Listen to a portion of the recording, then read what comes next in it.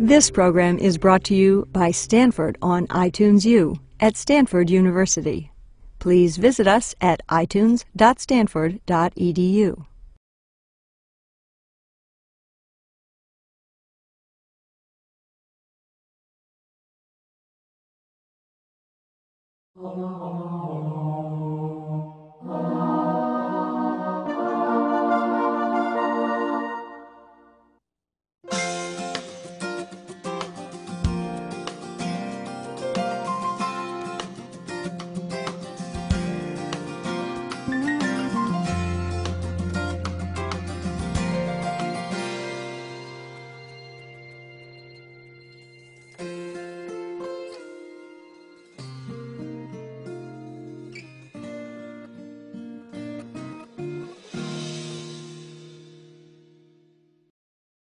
How many people have had shoulder pain for which they've seen a physician? Holy smokes. How many cards do I have at the top there? Well, I am here to welcome you to probably the busiest part of my practice, and that's shoulder injuries. I've been in the Bay Area here now since 1983, and I started doing knees, I did some total joints, I did some shoulders, and shoulder arthroscopy was just kind of coming of age at that time. So we were learning how to get around the shoulder a little bit. And as time went on, as the years went on, my interest in the shoulder increased and my practice started to blossom. So really 60% of my practice now is shoulder, which if you look at a general orthopedic practice, probably 20 to 30% of most physicians' practices, orthopedic practices are shoulder related. But that is growing because we're learning so much more and we have so much more now that we can offer that we could a few years ago. So we want to look at several things. What are the most common shoulder problems that we see in a practice? I'm going to basically treat patients or people here like their patients. If you were to come into my office, the kinds of questions that I typically hear: how did I get this? Where does it hurt? Why does it hurt? And how do I get rid of it? What can we do about this? Well, to know where it hurts, we have to know some of the anatomy. And the shoulder anatomy actually is fairly complex functionally, but it's actually fairly simple structurally. If you look at the skeleton of the shoulder, there's really only three bones. There's the clavicle, the collarbone, the scapula, which is the shoulder blade, and the humeral head. The main part of your ball and socket is the humeral head in the scapula. They actually are two different areas of the shoulder with two different complexes of problems. The roof of the shoulder is what I'm concerned about because the roof of the shoulder is what causes most rotator cuff disease. So what you see up top here, this ligament, this bone, and what we call the acromion bone, kind of the backside of that shoulder blade, is something we're going to emphasize today. Here's a closer view of that. We call this the arch or the roof of the shoulder. The humeral head and the glenoid socket. The glenoid is the socket part of the shoulder blade, the scapula. This slide basically depicts the ligaments that hold the bones together. Remember, ligaments hold bones to bones, and tendons hold muscle to bones. And I hate to, or I apologize for oversimplifying that, but some people do get their terminology confused at times. So the deepest layer is the bones. Second layer out is really the ligaments, what we call the capsule in the shoulder. The third layer out then becomes the muscle layer. And this is something that we're going to talk a lot about today. The rotator cuff. There's four muscles that surround the humeral head that actually control and glide the humeral head, and we're going to go over the function of that in a minute. And then the anatomy. How does the rotator cuff work? Well, the rotator cuff is a composite of four muscles. There's one on the front, two on the back. There's one on the front here. We're looking now from the side of the shoulder. There's one on the front, there are two on the back, and one on the top.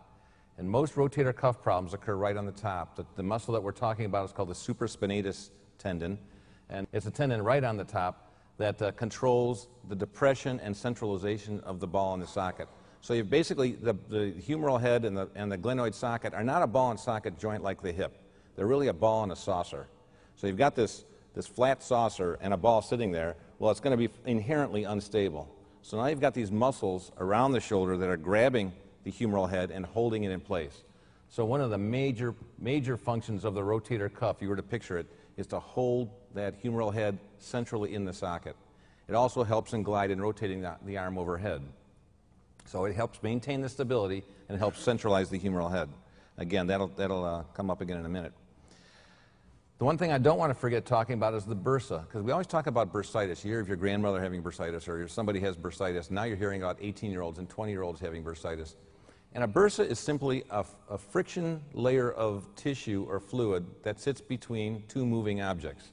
So in this situation, as the humeral head moves, it wants to rub up under the bone up on top. So Mother Nature puts a bursa, a little friction surface, in between the bone on top and the tendon. So as the tendon glides, it glides smoothly underneath that bone. You have a bursa by your hip, where the tendon slides back and forth over the widest part of your hip. There's a bursa in front of your kneecap, where the skin moves over back and forth on the front of the knee. So these are friction surfaces that Mother Nature has. In the shoulder, this bursa can become a real problem, because that bursa can then become inflamed and cause shoulder pain. Now, if you don't mind, I'm going to show some videos here, a little bit of what I do for a living. And I'm going to start out really by showing some of the anatomy, the interior of the shoulder joint. We look at shoulders from the back to the front when we do arthroscopy. So we stand behind the patient and enter the shoulder with a little microscopic arthroscope, about the size of a pencil, actually a little bit smaller than a pencil, and we can peer at the whole joint. So this is the humeral head, and this is that glenoid socket. The socket has a cartilage rim around it called the labrum. The labrum kind of deepens the socket a little bit, but really doesn't create the ball and socket concept that the hip has. There's a probe I've got coming in from the front, and I can kind of go around the joint. I can probe different structures. I can push them around a little bit, see what's loose. In this case, the cartilage on top was a bit loose. You can see that here's one of the ligaments. This is the ligament or the capsule in the front of the joint. Now, this normally should be attached to the front of the socket. So this is a patient whose cartilage is a little bit loose or sloppy, and the ligaments have been pulled off. This is one of the tendons, one of the rotator cuff tendons in front. So this is just to show you what kind of view that we get, the kind of things that we see arthroscopically. Here you can see up front that some of this labrum, this cartilage rim, is kind of beat up, especially along the back side here. Some of this is all beat up. And we'll talk about that in a minute. I'm going to primarily focus on the rotator cuff. But this frayed area up here, now we're inside the joint, we're looking up. So we're looking at the under surface of the rotator cuff. There's two compartments of the shoulder, the inside and the outside, between that rotator cuff and the bone above. So I'm looking up at that rotator cuff, and there were some areas that were frayed there a minute ago. Shoulder impingement occurs when we bring the arm up in the air, and we do that repetitively. The bursa can start to get inflamed. And my guess is most of the hands that went up probably have had shoulder pain somewhere in this area of the shoulder, on the top of the shoulder. If the shoulder gets stiff, if it gets tight, if it gets overworked, if it gets overused, if you sleep on it wrong, that bursa, with the arm up in the air, that arm, the upper part of your arm can squeeze or squish on that bursa quite a bit. It's a very vascular, it's a very pain-generating substance, and you wake up with your shoulder hurting. So bursitis is not an uncommon thing that we see, but when we get that repetitively, when we're constantly inflaming that bursa or rubbing on that bursa, we call that impingement. We're impinging or squeezing on the bursa. Right underneath that bursa is the rotator cuff, so we're actually squeezing the two together. The bursa and the rotator cuff kind of squeeze together between the bone up on top and the humeral head bone down below. Impingement syndrome, then, is a compression and inflammation of the bursa and the tendons between the acromion bone, the top of the shoulder blade, and the humeral head. This is kind of a cross-sectional view of the shoulder. Here's one of the most important rotator cuff muscles, called the supraspinatus again, but it's the one that's on top of the shoulder. Here's the ball and socket joint. So you can see this little thin layer of tissue sitting between the bone on top and the bone down below. Everything looks just fine right there, but if you bring that arm up in the air, this part of the bone squeezes up underneath that part of the bone, up underneath the acromion, and it squeezes that bursa and that tendon, and that's what we call impingement syndrome. We're compressing or impinging on the rotator cuff. Well, how do we get that? It can happen in most cases, it's overuse or over wear and tear on the bursa and the tendon. So we might not have much space. We call that kind of a primary outlet stenosis, meaning we don't have much space. You know, some people have brown eyes, some have blue eyes, some have more space in that interval between the bone on top and the bone below, and others don't. So some people are a little prone to getting impingement. Some people get it because the shoulder is loose. The bursa is getting inflamed, and that's usually in 18, 20, 25-year-olds who have an unstable shoulder. The shoulder slides in the socket. Now remember this, the shoulder is designed, the rotator cuff is designed to hold that shoulder right in the center of the socket. If the shoulder rotator cuff gets weak, or if the rotator cuff has to work overtime, it starts getting inflamed. Well, a shoulder that's loose, a shoulder that has, say, dislocated, somebody sliding into second base and they stretch out their ligaments. Well, now the ligaments are loose, so the rotator cuff's got to do extra work to hold that ball in the center of the socket. And as that rotator cuff is overworked, it gets overused, so you can get instability that causes inflammation of the cuff and the tendon. And then the third thing can be just intrinsic weakness of the tendon itself. As we get older, sorry to say it, our tendons and our muscles tend to get weaker. And as they get weaker, they tend to be less protective of themselves. And so the tendon and the muscle will start to rub again more than, and I'll show you that in a minute, it will rub more than they will in a 20-year-old. So ignore some of this down here, but basically that tendon and bursa are getting overused. You're getting tendinitis, bursitis, and wear and tear. I use, for my patients, I say it's like wearing on a fan belt. And eventually that fan belt can break. That's a rotator cuff tear. We'll talk about that at the end of this session. Well, how do we make the diagnosis of rotator cuff impingement? We do that primarily by history. Patients come in and it's almost always the same classic history. Where does it hurt? Hurts right, kind of on the side. It radiates down my arm. Sometimes it comes to my elbow. It doesn't usually come up too high or up to the neck like some other shoulder problems can. Hurts when I get my arm overhead. I can't sleep on my side at night. I can't reach overhead. If things are in the top shelf, I've started moving them down. So that's a classic history of this overhead motion squeezing that bursa and that tendon. On exam, we can do some physical tests in the office, some tests where we actually try to pinch that bursa, or we try to pinch that tendon a little bit by rubbing or moving the arm overhead and rubbing that bursa up underneath the acromion bone. So we try to replicate what some of the patients describe. There are certain positions when you rotate the arm in and lift up that you're actually more prone to impinge, so that helps us diagnostically in the office. And then, of course, you've all heard of X-rays and MRI scans, and those are kind of the mainstay for diagnosing these problems. So typical cuff impingement, people will complain of pain with overhead activity, especially repetitive motions. I'll see it in carpenters. I'll see it in people who do ceilings or throwers, obviously. Anybody that does overhead types of activities, overhead lifting, will get into this kind of problem. They'll describe the pain can be either sharp, where they can localize it, or they'll say it kind of aches. A lot of times it'll snap or pop, or they'll feel like something's out of place, and that's usually the bursa. The bursa has now gone from a nice, thin, friction-bearing surface. It's gotten inflamed, it's gotten thick. It's kind of like walking on your feet for a long period of time barefoot, and you get calluses on the bottom of your feet. If you rub on this bursa for a long period of time, it can start to get kind of thick and grizzly and inflamed, and it'll start to snap and pop a little bit inside the joint. So your shoulder can make noise. A lot of people come in and say, oh, something's torn because my shoulder's making noise, but there are a lot of noises that occur around the shoulder that are not related to tears of the rotator cuff. And then again, lift, that's almost classic. Where I can get to sleep, but as soon as I roll over on my side, it starts to hurt. Impingement actually has a couple different profiles.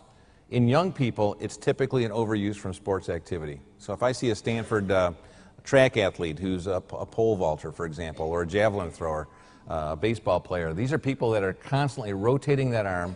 So they've got their rotator cuff all the way back, and they're rotating it right underneath that bony arch. Picture that roof with that tendon constantly rubbing underneath it.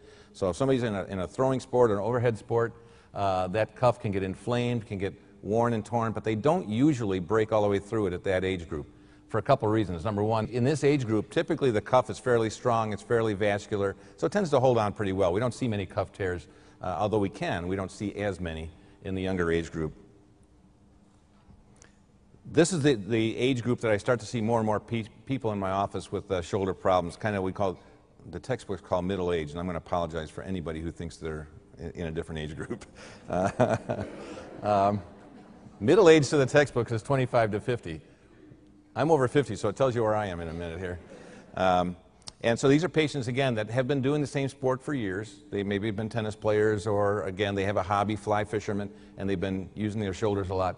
And they start to wear and tear. Now this bursa that's been rubbed on for not 5 years, but now 10 or 15 years is starting to get thick, starting to get inflamed. But again, they usually don't have rotator cuff tears.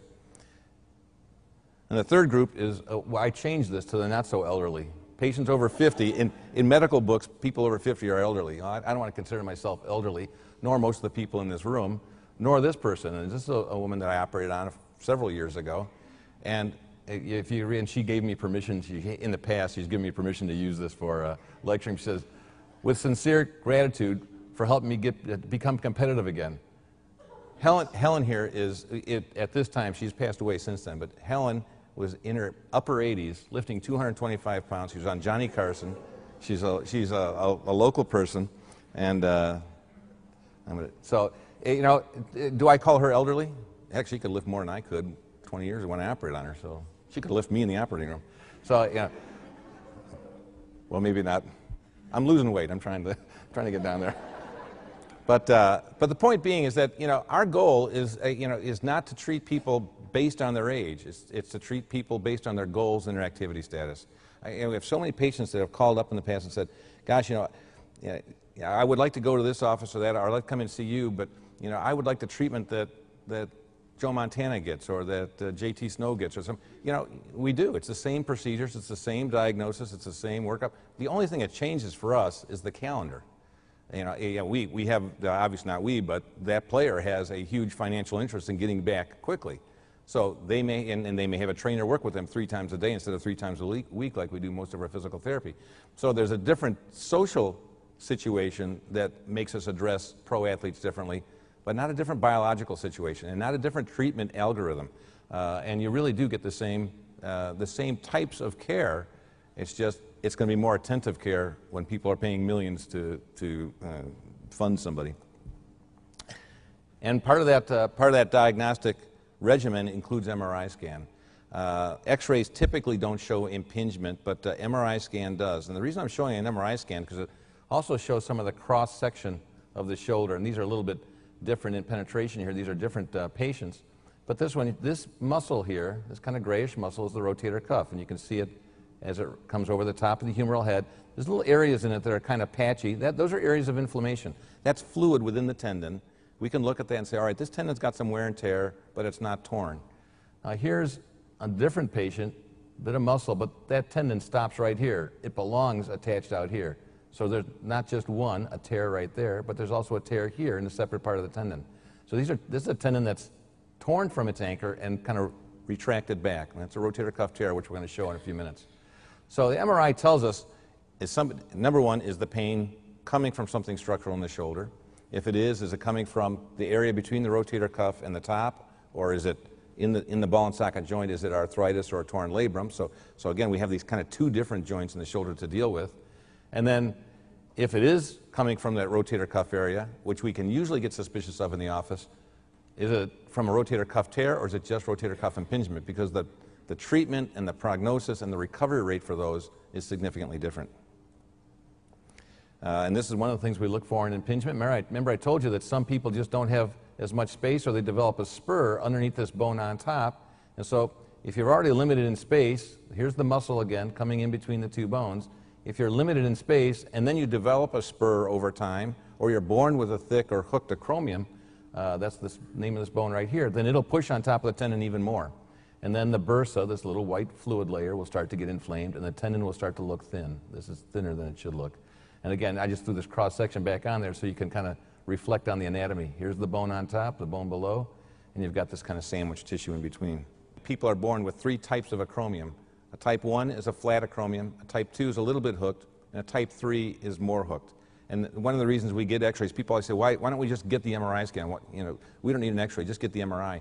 The x-rays do show us a lot. They show us calcium deposits, they show us the shape of this acromion bone, and a person with a type 3, a hooked acromion bone, is much more likely to have impingement and a rotator cuff tear than somebody born with a type 1 acromion.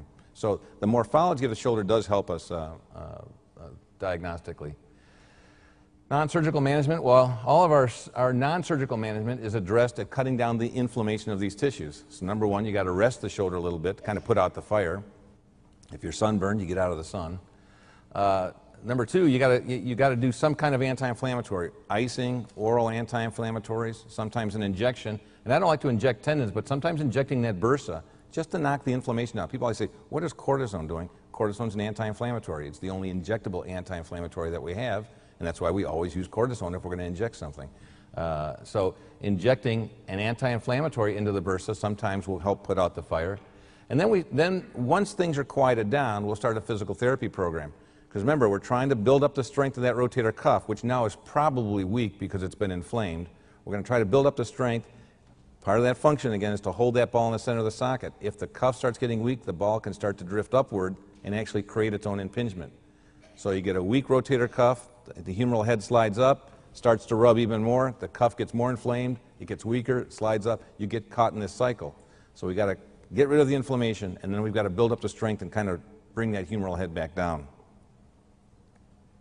So I always have to show a shot of an injection, but we typically inject right into the bursa. These are relatively pain-free injections for the doctor. And then we proceed with surgical management.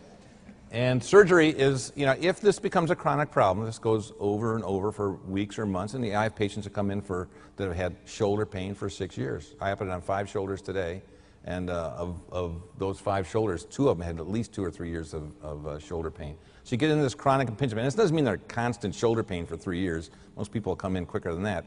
But it bothers them for 3, 4, 5 months. Yeah, it went away for 2 months, and I thought, well, I don't need to see the doctor. Then it got bad again, kind of getting this waxing and waning recurrent cycle of shoulder pain that they finally get fed up with and say, you know, I just don't want this anymore. How do I get rid of it? Well, the surgical answer we have is to go in arthroscopically and treat this. Chronic shoulder, so we treat chronic shoulder impingement arthroscopically. We only do that when there's been a kind of a poor response to non-surgical regimens. So if somebody comes in and says, I've had pain for 6 weeks, I almost never recommend surgery. But if they come in and say, I've had it for 6 months or 2 years, I'll say, let's try some icings and injections, some physical therapy. But I don't want to waste your time for 6 months if you're just not getting better, and I don't want to waste your money. I mean, it's expensive to get medical care. And if you go to physical therapy for 2 months and you're absolutely no better, then let's stop and let's take a different course of action. Because sometimes our exercises, our injections, our best intentions non-surgically don't work. And so the alternative now, which is a much better than, as I say, when I went into practice 20 years ago, the alternative now is arthroscopic, whereas when I was starting my practice, we'd have to make an incision just to treat impingement, let alone treat any rotator cuff tears. And so when we're in there arthroscopically, we can also look at other things. The rotator cuff, we can look at that labrum that I showed you on that first video. We can look for arthritis. We can look for other causes of shoulder pain that sometimes don't show up on our exam and don't show up on our MRI scans or x-rays. Shoulder arthroscopy is an outpatient procedure. For those of you who how many people have had a shoulder scope done, a shoulder arthroscopy? Boy, a lot lower percentage than the people who have had shoulder pain. Did you notice that? So maybe 5 or 10. It's an outpatient procedure. It is done while you're asleep. Most people, first thing, hey, am I going to be asleep? Yes. You're in a sling. If this is for impingement, not for rotator cuff tear, usually in a sling for a few days. We start an early range of motion program, and then we start some physical therapy again. So what we've done is we've treated the impingement, and I'll show you what we treat in a second. We've treated the impingement. We've created more room for the rotator cuff. Now, we've mechanically made this better, but we haven't functionally made it better yet. We've got to call on the help of our physical therapist to rebuild the strength. Patient's got to stay on an anti-inflammatory program for a bit. And typically over the course of anywhere from 8 to 12 weeks, in that range, usually 80% of the pain is gone. And then over the next few weeks, usually the last 20% goes away. So most patients, the success rates for arthroscopy for impingement syndrome are about 90%. They're pretty high. Why isn't it 100%? We don't know. Nothing in medicine is. But some people probably have some intrinsic rotator cuff pathology, the worn fan belt that isn't broken, that is still causing some pain. So there are other reasons you can have pain. But all in all, this is actually a fairly gratifying procedure, especially for patients who have had a long history of shoulder discomfort and sleepless nights. The other cause, another cause for shoulder impingement. Now, what we do arthroscopically, what I mentioned for impingement, we kind of raise this acromion. We know the acromion is part of the culprit, so we shave that arthroscopically, and I'll show you that in a video in a minute. We shave that area. The collarbone, where it hits the shoulder blade, that little bump you've got on top of your shoulder, that's called your AC joint, your acromioclavicular joint, between your acromion, your shoulder blade, and your collarbone. That AC joint is very commonly arthritic, especially in men, and it can create a spur that actually pushes on the top of the rotator cuff. And if that's the case, then sometimes we'll just go in and we actually can trim off the end of that bone. It's one of the few joints where the ligaments of the joint aren't really at the joint, they're kind of more medial. So you can actually trim this and not destabilize the joint. So it's one of the few joints we can throw half of it away, again with a 90% success rate in getting rid of pain. Here again is a video. Now this is impingement. Again, we're looking from the back to the front. I wish I could pause this. I can't. But I've got a little shaver in here. The rotator cuff, you just keep your mind's eye on this. That white thing is the undersurface of the acromion, that white band in the background. All this stuff that looks like cotton candy, kind of pink cotton candy, is inflamed bursa. So this person has a lot of bursitis in between that bone and the top of the rotator cuff, but there's not much room here. Look at the width of this thing. That's only a couple, 3 millimeters in width. It's tiny. It's about that big. So we only have about 4 or 5 millimeters of space. Now I'm rotating the shoulder. You can see how the top of the rotator cuff looks a bit beat up. It's kind of fuzzy and like a worn fan belt. I'm going to keep using that analogy because it's the one that comes to mind not only here but in my practice almost every day. And patients, I think, can relate to things they can picture. And this is a little electrical device, and it's a cautery device. So not only is it electrical, what we call radio frequency, but it also coagulates as it removes tissue. So we can use this to it's almost like cleaning a windshield. We can clean off this tissue from the underside of the bone, and just cleaning the tissue, now you can see how much more room we've got. Now I'm not done yet, but I have cleaned. Don't you leave. So I haven't. Now I'm putting that shaver back in, and this is a little bone shaver. It's a little different than the soft tissue shaver I had. And we can go in and kind of hone down that bone. And again, we're going to raise the roof a little bit. We're going to clean out the bursitis. We're going to kind of let Mother Nature reboot the shoulder. You'll form a new bursa. The bursa will come back, and it'll be a much more normal bursa. The bone won't grow back, and almost never does, which is why we have good long-term success rates. We've kind of opened up what we call this outlet stenosis. We've opened up that area. Now the rotator cuff can rotate all at once down here without rubbing on that bone up on top. So look at the space we got now. Remember that thing was 2 or 3 millimeters before? And now you've got at least a centimeter and a half of space. So that's what we look for. A lot of people come in and say, you know, I was told by my internist, or I was told that I have a calcium deposit. Does it have to come out? Well, not always, only if it's painful. But it's not uncommon for calcium deposits to be painful. And just to let you know, most calcium deposits in the shoulder are simply impingement, and some people who get a localized area of inflammation will actually deposit calcium there. Now, who will do that, we really can't predict. It seems to occur more in women than men. We haven't related it to calcium intake or milk or cheese. A lot of people think, well, I'm eating too much dairy. There has been some thought that might relate, but it really, we don't know. Some people will develop calcific tendinitis, and some won't. But calcific tendinitis is basically chronic impingement, chronic rotator cuff tendinitis, where Mother Nature just put some salt down there and created a calcium deposit. And on X-ray, we can pick that up pretty easily, which is why we X-ray most shoulders and don't go straight to an MRI scan. This is a calcium deposit. That's a calcium load right in the bursa. Now, doesn't seem like that big a deal, and most people say, well, you got to get that out. And some people, it doesn't hurt them at all. But in others, if that calcium, if they do something, say they fall skiing and they had a calcium deposit, and that calcium kind of breaks into the joint, that's kind of like throwing a bunch of salt in your eye. The shoulder gets acutely inflamed. People come in and they can't even move their arm, it hurts so much. Well, that's not usually a rotator cuff tear or just bursitis, because those things actually don't hurt as much as an acute calcific bursitis or tendinitis does. And I'll show you. So you get this reactive calcium. Let's see if I have a video on that. So arthroscopically, this is an action shot. This is the shaver coming in. Basically what I'm doing is an impingement procedure. All I'm doing is shaving that bone that I just described in the previous one. But you can see all these bits of calcium everywhere. And that actually took out of the tendon. And so you can actually get into the tendon. I wish I could have shown this. It actually looks like toothpaste coming out of the tendon.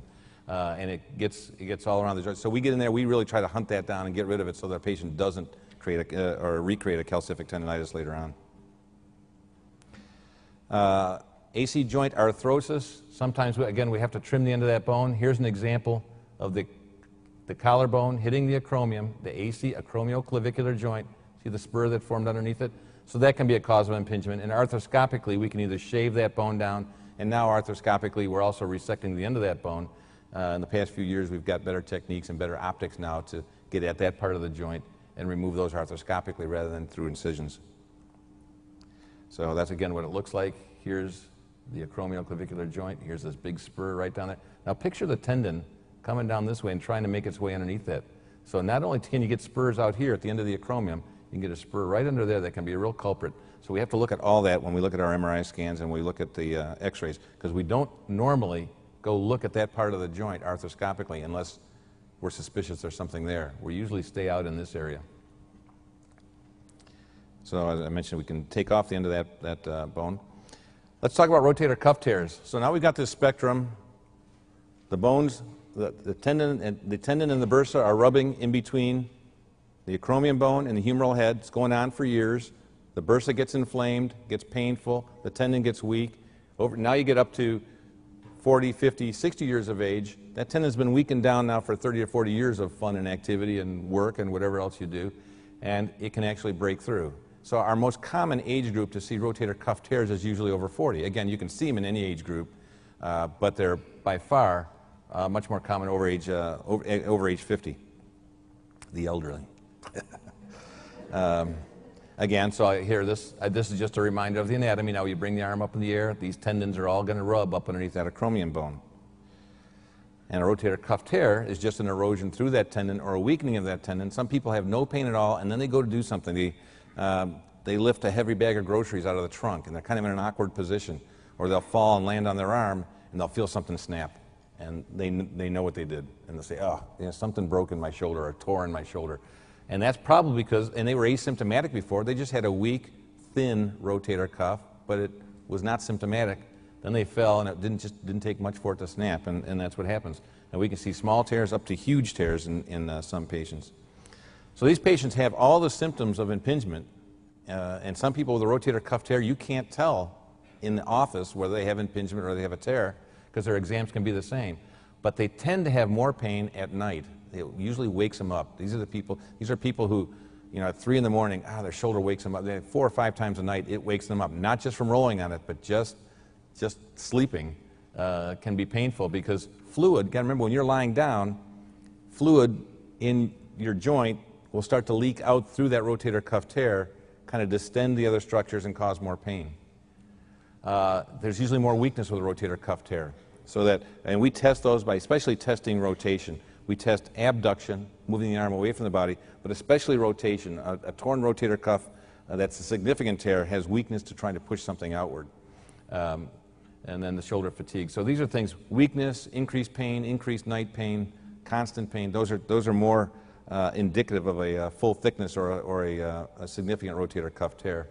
Again, we look from the side. This is the slide that didn't want to show up a couple times before, at least on a graphic, but you can see this hooked acromion bone. This is looking from the side, right underneath that acromion, and this person's got a hooked acromion bone. We're going to be suspicious that acromium's been rubbing on the tendon, or better yet, the tendon's been rubbing on that acromion for years and years and maybe weak. When it does get weak, sometimes the humeral head starts to slide upward. Remember, the humeral head's trying to hold it in the center, so if the top of the cuff gets weak, the humeral head will start to drift upward, and then this bursa is really getting inflamed. The bone can actually start to get eroded, and this cuff can actually sit back here and get atrophied and scarred in. And so there are some tears that we simply can't fix because they've been so torn for so long that they actually scar in. Picture putting your arm in a cast for 5 years or 6 years and taking the cast off. You're not going to straighten your arm right away. Your tissues have adapted and stuck in that position. Well, that's the same thing. If you have a rotator cuff tear for 5 years, and that's not an exaggeration, 5 or 10 years is an easy encounter in my office sometimes, then it may not be a repairable situation.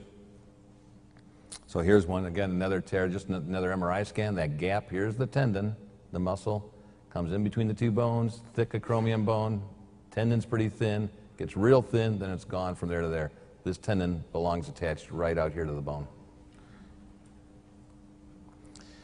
So what do we do with these? Most tears, but not all of them, need treatment. We'll talk in just a minute about which ones we treat and which ones we don't. But most do require repair, at least in my practice. We treat the impingement, so we do the same thing we did with the impingement procedure. We shave the bone, we clean out the bursitis, but now we've got a hole in the tendon that we have to deal with. And we want to deal with that because we need to restore the muscle function in these patients. And then we have to protect the shoulder from further abuse. Again, we're putting this fan belt back together, but it was a worn fan belt before it broke. Let's not get back into situations where it's going to tear again. So we do have to be a little bit protective.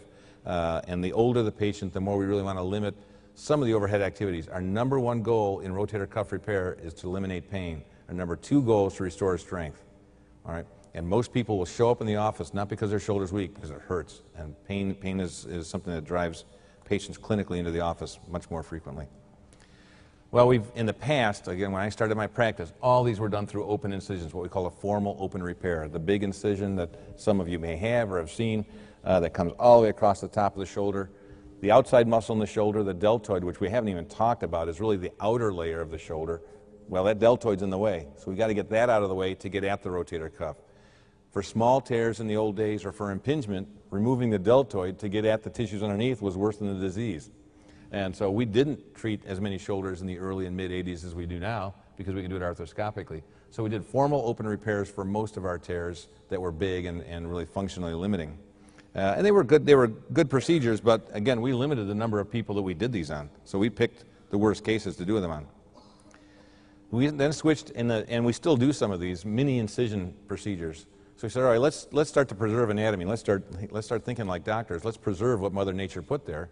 And so instead of taking the deltoid off, we did what's called a deltoid splitting or a mini incision procedure. We could do an open procedure, but actually slip in between the muscles and get down to the rotator cuff.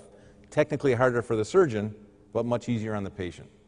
And you know, somewhere we made that silly thought process that we should be easier on the patient and harder on ourselves, but but it actually has paid off because now we're up to arthroscopic repairs, which are even harder on the surgeon, but much easier on the patient. So we are evolving into newer techniques. These are getting easier for us. So we said, all right, let's do what's best for the patient. Let's give them the highest chance of recovery without sacrificing the procedure. One of my philosophies is let's do a procedure that makes the patient and the physical therapist job easier. Because I can go in and repair a rotator cuff through an open incision and make it perfect. But if I went through the deltoid and there was so much trauma, swelling, skin incision, risk of infection, if the morbidity is so much higher, I've made the job 10 times harder for the patient and the physical therapist. So we had to come up with ways to make this easier, much like knee arthroscopy had to address meniscus tears and not do the big incisions on the knee anymore. Well, that was pretty tough until just a few years ago. I would say that in 1998 or 99, probably 20% of the tears, maybe not even that, 10% of the tears I was fixing of the rotator cuff were done through arthroscopic techniques only, and about 90% were done through that mini incision. So the big formal incision was back in the 80s, switched to the mini incision. Still occasionally have to do a mini incision, but switched to doing arthroscopic. Now probably 90 or 95% of my repairs are done arthroscopically, and about 1 in 10 I'll make an incision. And again, I can talk about when I have to make that decision. So we've got new techniques, and a lot of that's because Silicon Valley and other valleys have come up with new medical technology that have made this a lot easier for us. And this is a picture of a rotator cuff. The tendons in all these looks white. So a tendon, people always say, why isn't it bloody? It's not. The arthroscopy is really not a bloody procedure. So tendons and everything will look white, but this is a torn tendon. The tendon's pulled away from the bone. We want to reattach that. That's a picture of an arthroscopic repair. The advantages of these, again, if we do these arthroscopically, first of all, we can look at the whole joint. So now we can take pictures, we can videotape, we can get a good assessment of the whole joint. We can mobilize and release tissue a little easier. We can actually see better arthroscopically than we can through some of these mini incisions that I mentioned. The deltoid is preserved, and that's a big, big deal, because if you don't violate the big muscle on the outside, the little guys inside will tend to recover a lot quicker. There's less pain post-operatively. Again, these are all done as an outpatient. No, I don't admit anybody for anything anymore. I figure if people are going to hurt, they might as well hurt at home, where it's cleaner, safer, and actually they hurt less than if they're in the hospital. And I'm sure if there's a hospital administrator up there, they'd throw a brick at me right now, but that's the way it is. And there's decreased risk of post-op stiffness. The shoulder, the less swelling, edema, bleeding that you get, it just makes sense, the less stiffness you get. And shoulder stiffness is not a non-issue. People, especially over age 40, the shoulder can easily get stiff after injury, after a fall, after inflammation, or after surgery. So we're very, very conscious of doing things that allow us to get that shoulder moving pretty quickly. But it's not easy for us. And so we've got tubes and things everywhere. I mean, because now we've got to stitch and anchor and sew and move things and liberate tissue through a bunch of 8 millimeters, that's 1/3 of an inch, a bunch of 1/3 of an inch cannulas. So we've got to come in from a bunch of different angles. But doing that is way easier on the patient. It's way harder for me. It may take me twice as long, but it's way easier on the patient to do it that way. These are some of the new techniques we have now. We've got these arthroscopic devices that'll drive the sutures actually through the tissue, which we didn't have before. And a lot of people ask, well, how come you can do it now and you couldn't do it before? These are basically little needle drivers. I mean, you all picture a typical needle in a suture. Well, now, but there's no way to get that needle in a suture in arthroscopically, a standard needle. So some of the local companies, and some that I've worked with actually, have developed needle pushing techniques that actually push the suture right through the tissue. This thing here is about 2 millimeters. It's about 2 millimeters in width, and you know, it's about that long. So we can put it through those cannulas, get it onto the tissue, and I'll show you that in a minute. And then there's different types of anchors that actually lock the suture into the bone that we can now address arthroscopically. This is basically just a schematic of how bone anchors work. People say, what is this bone anchor? All a bone anchor does is anchor a suture line into the bone. We're going to attach this tendon back down to bone. Well, we can't sew to the bone very easily. We've got to put something into the bone with a stitch on it that we can then bring through the tissue and tie it back down. Pretty much, yeah. So you got little holes in the bone. We drill little holes in there. We'll plug one of these things in, and we'll actually put the sutures through, and we'll tie them. And that'll tie that tendon directly down to the bone. That's our goal when we do it open. So the first one, I was going to show basically a suturing technique, which is kind of clumsy because we have to tie the knots in that other one. Now this is a left shoulder. This is a big tear of the rotator cuff. This kind of yellowish area, that's bone. So white is soft tissue, that's all tissue, and this is bone. Well, I've made a drill hole in the bone here. And this is one of the new techniques that just came out within the last year, and I use this absolutely routinely. This is one actually I helped work on, a company from Southern California. But you can actually put the stitches through the tissue, and you turn a crank, and it pulls that tissue directly down onto the bone. Now we can do this 3 or 4 times, or 5 times, or 8 times. As many anchors as it takes to it's like pulling a tent. You've got different sutures anchored in. No, and then the nice thing about this, and unfortunately I didn't show you the last one because it didn't start, but that on the last one you had to tie knots. And tying a knot arthroscopically is nice to do that with your fingers. You tie your shoelaces with your fingers. Try doing it with chopsticks. That's what we're doing.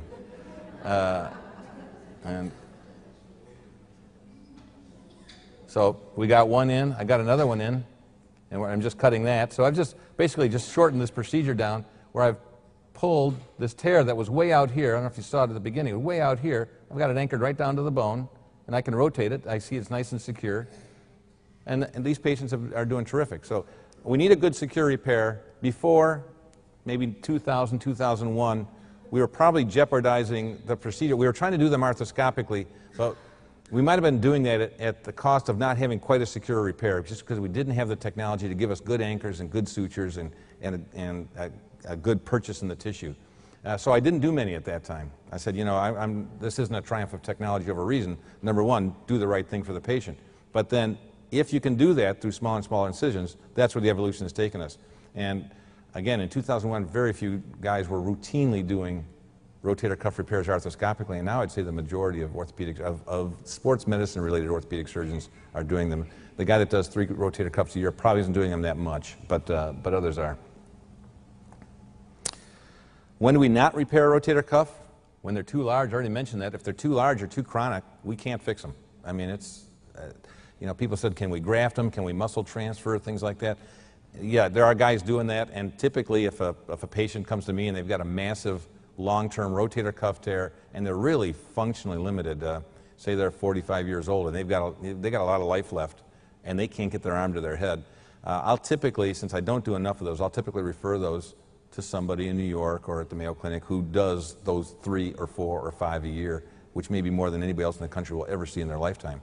So big muscle transfers, things like that, are not that common, but again, they're becoming more common. There are some guys that are training in those institutions now, getting out in the community saying, hey, I can do a major muscle shift reconstruction. The good news is that now that we're treating most of these arthroscopically, hopefully we won't see many of those massive tears. People won't have to wait so long to get treated, and they'll get treated when the tears are smaller, much easier to manage, and the healing rate is much more predictable. Small tears sometimes are asymptomatic. Sometimes I'll do an MRI scan on a patient. They'll come back in and say, you know, my shoulder pain is gone. I feel terrific. You got a 1 centimeter or 2 centimeter rotator cuff tear. Oh, we got to fix it. Well, why are we fixing it? Because I got a tear. Well, it doesn't hurt. You know, if it doesn't hurt, a lot of times you don't have to fix them. There are a lot of, have been several studies, and it depends on who you read, but there have been several studies done looking at the shoulder anatomy in cadavers. And looking at those over 55 years of age, 50% or 40% of cadavers over age 55 have a rotator cuff tear. Well, not half the population over 55 is getting a rotator cuff repair. So a lot of people are walking around perfectly fine, perfectly functional, playing golf, playing tennis with a small cuff tear. So a cuff tear doesn't mean it has to be fixed. But a symptomatic impingement and cuff tear with an MRI confirmation is one that we tend to address. So again, not all of them cause pain. And then I really do not want to minimize. I tend to talk about what I do, but I also tend to talk about what I prescribe. And I prescribe a lot of rehab, and I really count on physical therapists to be in tune with their techniques as much as I am with mine. To me, a lot of surgeons, the battle's over when they walk out of the operating room.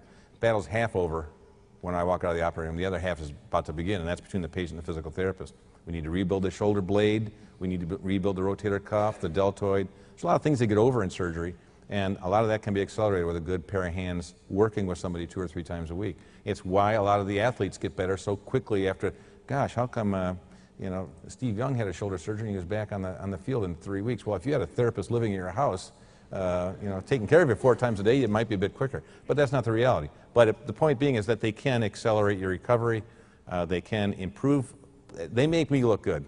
And I hope by my new techniques, I make them look good. And again, I don't mean to minimize their input, but it will be a whole nother lecture to talk about rehab for shoulder injuries.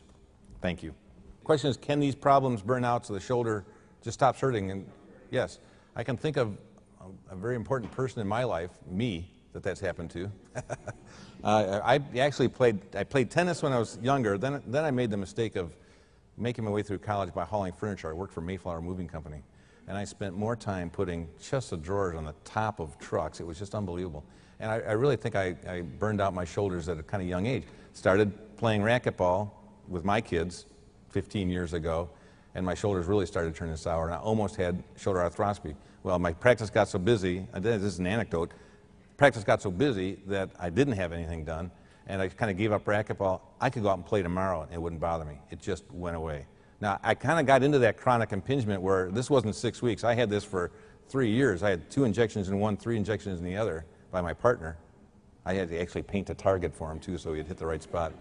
But it did, and it worked, and the injections would kind of get me through it. So I was, in a sense, it's like a campfire. I was throwing a bucket of water on it every now and then, and eventually it went out.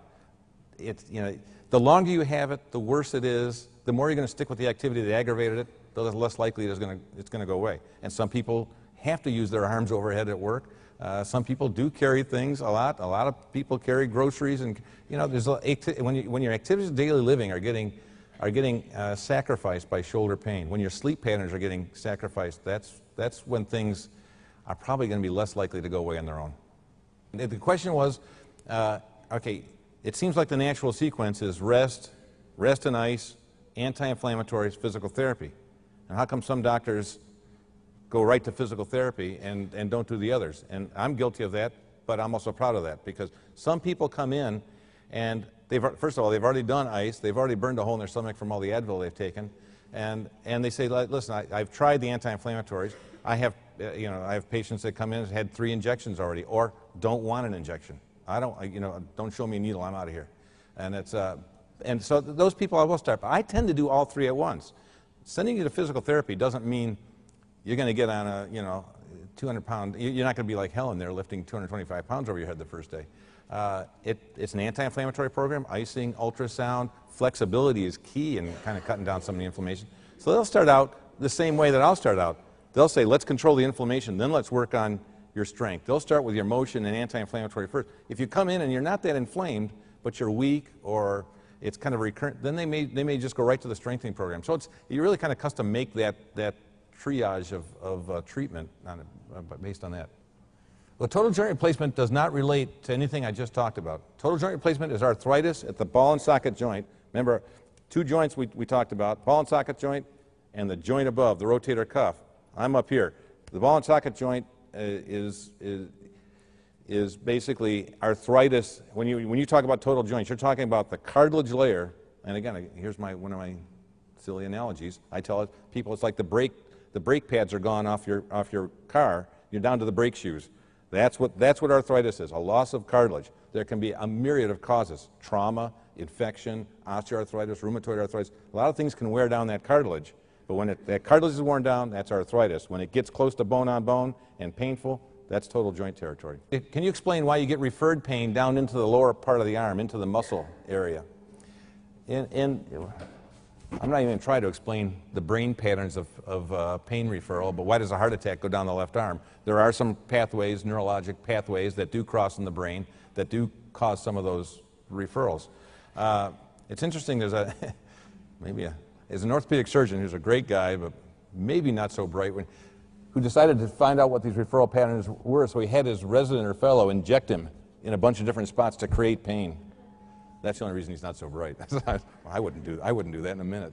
But anyway, and he mapped out, it was a great study. It was absolutely terrific. He published it. He mapped out different referral patterns. Rotator cuff tends to refer down. Why? Who knows? I mean, again, that's how your brain picks that up. AC joint often refers up to the base of the neck. I get a lot of patients who are seen by one of the neck specialists. They really can't find much in the neck, but they got pain on the top of their shoulder. Turns out their AC joint was the source of their neck pain. And we trim the AC joint, or we clean that up, or inject it diagnostically, and that gets rid of it. But I really can't tell you that. But as I say, I learned a lot from that one article the guy wrote up in San Francisco. It was terrific. I just wouldn't do it. But will I see a second opinion regarding a shoulder problem that's been addressed in the past, but pain's not gone? Sure, we do that all the time. I would say at least half the patients that I see have seen another doctor, whether it's their internist or another orthopedic surgeon, or so. And there's nothing wrong with that. People should shop a little more. They don't shop as much for their health care as they do for their cars. If you can put your arm overhead, does that mean you don't have a full thickness rotator cuff tear? Is that what your question?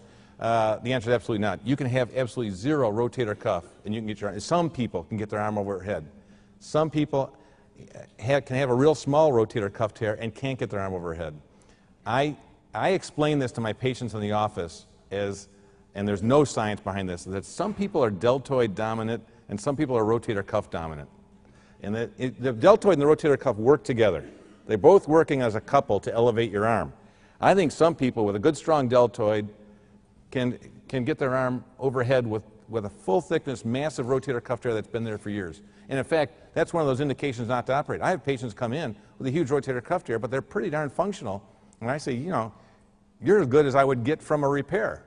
Why am I repairing it? Because you're out playing golf, you're playing tennis. Yeah, it hurts you at night, but I may not make that better, and I could make you worse by injuring your deltoid, the one thing that's working great for you, and now I've jeopardized that. So, but the answer is, getting your arm overhead is the same thing as walking off a ski slope doesn't mean you don't have an anterior cruciate ligament tear, and vice versa. So, thank you.